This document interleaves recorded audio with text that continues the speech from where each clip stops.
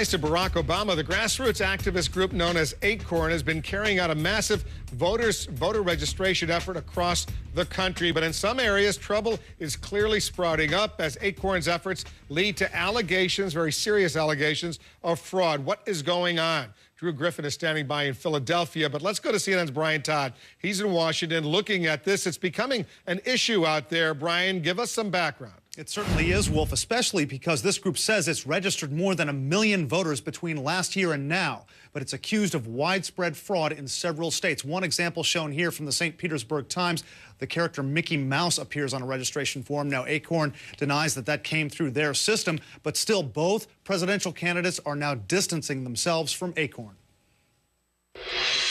In northern Indiana, more than 2,000 bogus voter registration forms, some in the names of dead people. In Las Vegas, an office raid turns up registration forms with names of Dallas Cowboys players. Incidents tied to the group Acorn, the Association of Community Organizations for Reform Now. The group faces investigations in several states for voter registration fraud. Its officials say they turn in all the bogus registrations to election officials, and they say temporary workers they hired defrauded them. When we catch them, we fire them, but it's also important to us to prosecute them. Acorn was established in 1970 as a grassroots movement to bring lower-income people into the political process. It claims its voter registration efforts are nonpartisan, but Acorn's political wing has officially endorsed Barack Obama. The Democratic nominee has ties to Acorn dating back more than a decade. He conducted 2 training sessions for Acorn leaders in the late 1990s, was on a team of lawyers who represented Acorn and other groups, including the Justice Department, in a 1995 voter-related lawsuit. And during the primaries, Obama's campaign paid $800,000 to a group that subcontracted out to Acorn. But Obama's campaign now denies close affiliations to the group, says the allegations of fraud should be investigated. As an elected official, I've had interactions with them, but they're not advising our campaign. John McCain's been relentless in recent attacks on Acorn. Someone here keeps yelling Acorn, Acorn. Now, let me just say to you, there are serious allegations of voter fraud in the battleground states across America. They must be investigated. But McCain has himself stood on the same podium with Acorn leaders. On the issue of immigration reform and coming up with a safe and legal and fair path to citizenship, Senator McCain had appeared with us at rallies. He seemed friendly enough to our members. He's referring to a 2006 immigration rally in Miami sponsored by Acorn, by People for the American Way, and others. McCain's aides say he was there only to address people who supported his immigration reform bill, and they say he did not endorse Acorn's agenda. A McCain aide says, quote, "We have nothing to do with these guys." Wolf? Brian, these state investigations into Acorn and what's going on, any indication they could go higher? Many people are pushing for that. Republicans in Congress have asked the Justice Department to investigate. A government official tells us that Justice is reviewing the material in the state investigations to see if there's any basis for a federal probe, but officials at Justice refuse to say if they've opened any investigation or not.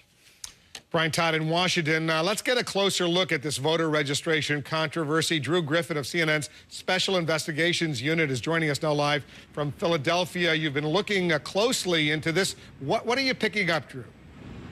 This is the latest spot where those investigations are underway, Wolf. In fact, I can tell you and Brian that the city of Philadelphia has sent 1,500 what they say are fraudulent voter registration forms to the U.S. attorney here to be investigated.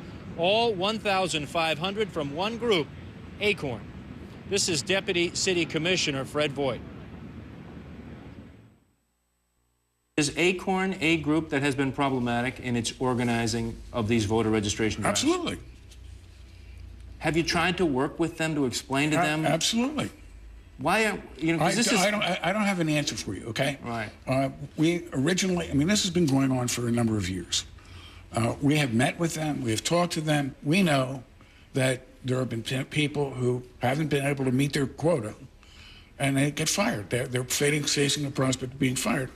And the people who are doing this are, in many cases, homeless. In many cases, they're recovering drug addicts, recovering alcoholics, who are desperate for money. So the quota system is pretty much the same thing as a payback? It's a different form of the same thing. That's Deputy Commissioner Fred Voight saying basically Acorn is setting up the voter registration drive where they pay people to register people to vote. It sets up this atmosphere where they have to get them in or they don't get paid, Wolf, and that leads to fraud, specifically because they're hiring these homeless people to actually go out and gather votes. We tracked down the Acorn director here in Philadelphia. Her name is Jeanette Marcano. Here is what she said, not denying any of that. If someone needs a job, and we are a community organization that services low and middle income families, who are we supposed to assist? But, I mean, just because you're low income doesn't mean you'll commit fraud.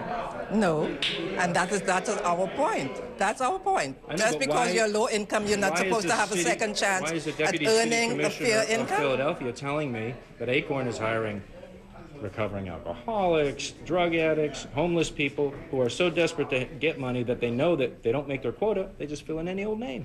That's what he's telling me. That is not the point.